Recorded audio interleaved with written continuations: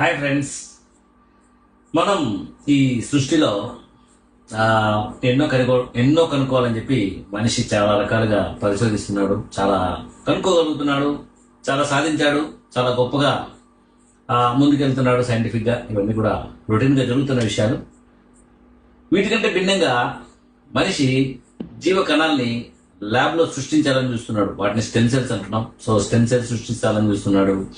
వాటితో పాటు బలంగా వైవిధ్యభరితమైన ఆర్గాన్స్ ఏమైనా కానీ తయారు చేయాలని చూస్తున్నాడు. For example artificial kidney, artificial heart ఇట్లాంటివి కూడా తయారు చేయాలని చూస్తున్నాడు. మనిషి వీటన్నింటిలో కూడా చాలా పురోగతి సాధించాడు. సో యాజ్ ఎ డాక్టర్ మా సైన్స్ కూడా చాలా బీభత్సమైన సైన్స్ అన్నమాట. మామూలుగా సైన్స్ కూడా కాదు. ఒక అనస్థీషియా డెవలప్మెంట్, ఒక సర్జరీ డెవలప్మెంట్, సర్జరీలో ఎన్నో రకాల ఇన్స్ట్రుమెంట్స్ డెవలప్మెంట్, సర్జరీలో ఎన్నో రకాల advancements, laparoscopy, endoscopy, laser, cosmetic, ఇలా చాలా రకాలుగా అడ్వాన్స్ అవుతున్నాం. వీటన్నిటికంటే అద్భుతం నాకు ఇంకోటి కనిపిస్తుంది. అదేంటంటే మనం ఒక కెమెరా తయారు చేసి ఆ కెమెరాలో పిక్చర్ తీసుకొని ఆ పిక్చర్ డెవలప్ చేసి మనము ఒక ప్రింట్ ఇవ్వడానికో లేదంటే దాన్ని ఒక మెమరీ స్టోరేజ్ లో పెట్టుకోవడానికో దాదాపు 100-150 సంవత్సరాలు గడిచింది అనుకుంటా. అప్పటి నుంచి మెల్లమెల్లగా డెవలప్ అవుతా ఉన్నాం మనం. ఒక కణం తయారు చేయడానికి, ఒక ఆర్గాన్ తయారు చేయడానికి, ఒక స్టెమ్ సెల్ తయారు చేయడానికి, ఒక డిఎన్ఏని ఆవిష్కరించడానికి, ఒక ఆర్ఎన్ఏని ఆవిష్కరించడానికి ఎంతో రకాల రీసెర్చ్ జరుగుతున్నాయి. ఒక ఇన్స్ట్రుమెంట్ డెవలప్ చేయడానికి కెమెరాస్ ఎగ్జాంపుల్. కెమెరాస్ తీసుకుంటే కెమెరాస్ డెవలప్ చేయడానికి, వెహికల్ అనుకుంటే వెహికల్ డెవలప్ చేయడానికి, రోబో అనుకుంటే రోబో డెవలప్ చేయడానికి మనిషి రకరకాలుగా పరిశోధనలు అయితే చేస్తున్నాడు. కానీ వీళ్ళందరికంటే ఒక అద్భుతమైన సైంటిస్టు నాకు ఒక వండర్ అనిపిస్తూ ఉంటుంది అనమాట. అసలు భగవంతుడు ఫస్ట్ కణాన్ని ఎలా కనిపెట్టినాడు, ఎలా తయారు చేయాలని ఐడియా వచ్చింది దానికి. అసలు అది న్యాచురల్గా అలా ఆర్డర్ ఇచ్చేసి జరిగేది కాదు కదా. ఏదో ప్రేరేపణ, ఏదో ఒక ఐడియాలజీ. అసలు మనం ఈరోజు ఎన్నో రకాలుగా సైంటిఫిక్ గా రీసెర్చ్ చేస్తున్న విషయాలు భగవంతుడు ఆల్రెడీ సృష్టించిన విషయాలు అవన్నీ. ఫర్ ఎగ్జాంపుల్ మొదటి కణమైనట్టు వైరస్ తయారు చేసినాడు. వైరస్ నుంచి బ్యాక్టీరియాలు డెవలప్ అయినాయి. బ్యాక్టీరియాల నుంచి ప్రోటోజోవన్స్ తయారైనాయి. ప్రోటోజోవన్స్ దగ్గర నుంచి నెక్స్ట్ స్పంజికలు తయారైనాయి, హైడ్రాలు తయారైనాయి. దాని తర్వాత nematodes, helminths, annelids, arthropods, molluscans, echinodermata, pisces, pisces అంటే చేపల వర్గం అనమాట. చేపలు, ఇలా రకరకాలుగా ఒక కణం నుంచి మొదలైండేది. అసలు ఒక కణం ఒక గ్రూప్ లాగా ఎలా తయారైంది, ఒక గ్రూప్ నుంచి ఒక ఆర్గాన్ ఎలా తయారైంది, ఆ ఆర్గాన్ ఒక స్పెసిఫిక్ ఫంక్షన్ ఎలా తీసుకుంది, ఆ స్పెసిఫిక్ ఫంక్షన్ తీసుకున్న కొన్ని ఆర్గాన్స్ కలిపి ఒక బాడీ లాగా ఎలా తయారైంది, వాటిలో పునరుత్పత్తి కోసం ఒక రకమైన సిస్టమ్ ఎలా డెవలప్ అయింది, అసలు బ్రెయిన్ ఎట్లా డెవలప్ అయిందండి, అసలు బ్రెయిన్ ఎట్లా డెవలప్ అయింది, పునరుత్పత్తి ఆర్గాన్స్ ఎట్లా డెవలప్ అయినాయి, ఒక చర్మం అనేది ఎట్లా డెవలప్ అయింది, ఒక లివర్ అనేది ఎలా తయారైంది, ఒక కిడ్నీ అనేది ఎలా తయారైంది, ఒక కణం నుంచి మొదలైన ఈ పరిణామం, ఈ ఎవల్యూషన్, ఈ ఇంజనీరింగ్, బయో ఇంజనీరింగ్ అంటారు, బయోటెక్నాలజీ అంటారు. సో ఆ బయో అనేది ఎట్లా కనిపెట్టినాడు. ఇప్పుడు వరకు మనం ఇంకా ఆర్టిఫిషియల్ ఉన్నాం, బయోలోకి ఎంటర్ కావాలి. ఇప్పుడే ఎలాన్ మస్క్ గారు బయోలోకి ఎంటర్ అవుతున్నారు అనమాట. బ్రెయిన్ కు న్యూరాన్స్ కు వైర్లకు ఎట్లా కనెక్ట్ చేయాలని చెప్పి బ్రెయిన్ లో ఈ మధ్యనే ఎలాన్ మస్క్ గారు కొత్తగా ఎస్టాబ్లిష్ చేస్తా ఉన్నారు. ఇంకా ఆయన కూడా కంప్లీట్ కాలేదనుకుంటా. కాకపోతే కొత్త చిప్స్ వచ్చేసి ఆ చిప్స్ బ్రెయిన్ లో ఉన్న మెమరీని అంతా కూడా ఆ చిప్ లో రెడీ చేసుకున్నట్టు ఎలాన్ మస్క్ గారు ట్రై చేస్తున్నారు. సో మనిషి కనిపెడుతున్నాడు. భగవంతుడు ఆల్రెడీ పుట్టించి దాన్ని లక్షల కోట్ల సంవత్సరాల నుంచి ఈ రోజు మనం మనిషి జన్మ తీసుకునే స్టేజ్ వరకు తీసుకొచ్చి దాంట్లో బయో ఇంజనీరింగ్ ఎట్లా సాధ్యమైంది, ఎలా సాధ్యమైంది, అసలు ఈ యూనివర్స్ లో ఎలా ఇన్ని రకాల జీవరాశులు, ఇంత డిఎన్ఏలో వైవిధ్యాలు, ఆ వైవిధ్యాలతో రకరకాల జీవరాశులు, ఆ జీవరాశుల ద్వారా రకరకాల కార్యక్రమాలు, ఇవన్నీ ఎట్లా సాధ్యమైన భగవంతుడు నీకు ఈ టెక్నాలజీ, ఈ ఐడియాలజీ ఎట్లా స్టార్ట్ అయింది అనేది నాకు పెద్ద వండర్ అండి. నిజంగా చెప్తున్నాను. భగవంతుని మించిన సైంటిస్ట్ ఎవడూ లేడు.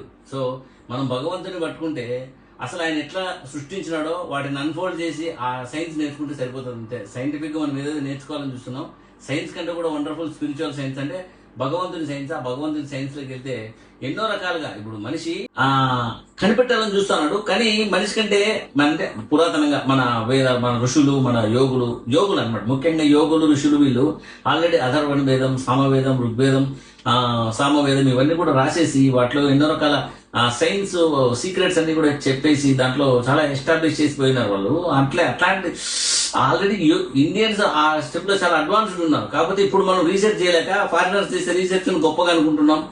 అంటే ఓకే, ఫారినర్స్ అయినా ఇండియన్స్ అయినా ఇంకా రీసెర్చ్ చేస్తా ఉన్నాం. భగవంతుడు ఆల్రెడీ దీన్ని సృష్టించి ఎస్టాబ్లిష్ చేసి ఎన్నో రకాల వైవిధ్యభరితమైన, ఫర్ ఎగ్జాంపుల్ చాలా చిన్న విషయం చెప్తా.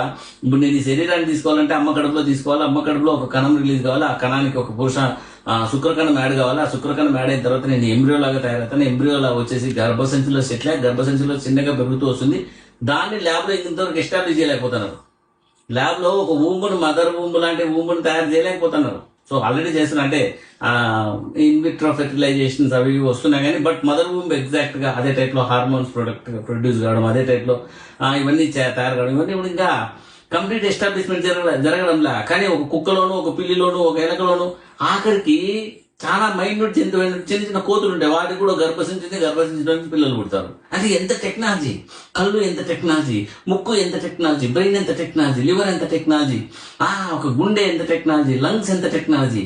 సో చిన్న చిన్న జంతువుల్లో కూడా ఎంతో సైంటిఫిక్ అడ్వాన్సెస్ తో ఉన్న ఆర్గాన్స్ అన్ని ఉన్నాయన్నమాట. చాలా చిన్న చిన్న జంతువుల్లో కూడా చాలా ఈగలు, దోమలు ఏముంది అనుకుంటే ఈగలో ఉన్న రెక్కలు కూడా పెద్ద టెక్నాలజీ, తూనీగలో ఉన్న రెక్కలు పెద్ద టెక్నాలజీ, డ్రాగన్ ఫ్లై అనేది ఒక చిలక ఎగురుకుంటూ పోవడం పెద్ద టెక్నాలజీ, దాన్ని బట్టి ఫ్లైట్స్ తయారని, ఫిష్ ఈదుకుంటూ పోవడం దాన్ని బట్టి సబ్మెరైన్స్ తయారని, అసలు లోపల ఏం సిస్టమ్స్ ఉండాలి, ఎట్లా ఉండాలి, అసలు సబ్మెరైన్ లో కిచెన్ ఉంటుంది, మీకు తెలుసు సబ్మెరైన్ లో కిచెన్ ఉంటుంది, వంట ఉంటుంది, ప్యాంట్రీ ఉంటుంది, దానికి సెక్యూరిటీ సిస్టమ్ ఉంటుంది, సాఫ్ట్వేర్లు ఉంటాయి, ఇన్ని డెవలప్ చేస్తున్నాం ఫిష్ చూసి. సో ఫిష్ లో ఇట్లాంటివన్నీ కూడా నర్వస్ సిస్టమ్ ద్వారా కూడా ఆర్గనైజ్ అవుతున్నాయి. సో మనం ఈ శరీరాన్ని చాలా నెగ్లెక్ట్ చేస్తూ ఉంటాము, అసలు అజ్ఞానంలాగా మిగిలిపోతున్నాం. సో భగవంతుడు ఎప్పుడో చేసిన ఇంజనీరింగ్, ఆ ఇంజనీరింగ్ తో ఆఖరికి మనల్ని కూడా పుట్టించినాడు. మనం వేరే, మన శరీరం వేరే. మీకు ఇంకా తెలుసు ధ్యానం ద్వారా నేను ఆ రెండు సపరేట్ గా ఫీల్ అవ్వగలుగుతున్నా.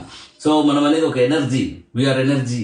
బట్ అవర్ ఫిజికల్ బాడీని చూసుకొని మనం ఫిజికల్ మెటీరియల్ అనుకుంటాం, ఫిజికల్ స్ట్రక్చర్ అనుకుంటున్నాం. We are not physical structure, we are energy, we are a big energy, very big energy.